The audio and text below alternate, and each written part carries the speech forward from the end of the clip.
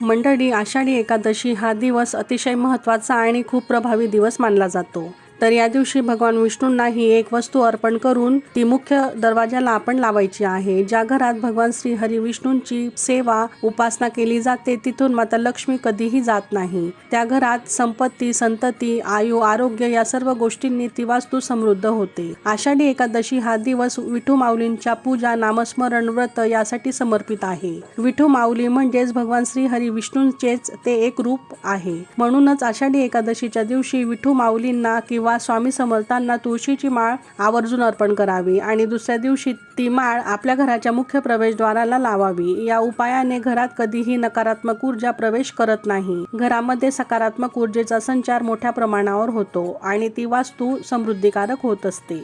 तर हा उपाय आषाढी एकादशीच्या दिवशी दिवसभरात तुम्ही कधीही करू शकता. विठू माऊलींची पूजा झाल्यावर तुळशीची माळ अर्पण करावी. याला अनन्यसाधारण असं महत्त्व आहे आणि दिवसभर ती माळ तशीच माऊलींजवळ ठेवावी आणि दुसऱ्या दिवशी उंबरठ्याची पूजा करून मुख्य प्रवेशद्वाराला ती तुळशीची माळ बांधावी आणि दोघं बाजूला दिवे लावून त्यानंतर उंबरठ्याची पूजाही करावी. तसेच कापूरही प्रज्वलित करावा. यामुळे माता लक्ष्मीसहित भगवान श्री हरी विष्णूंचा कृपा आशीर्वाद अखंड राहतो.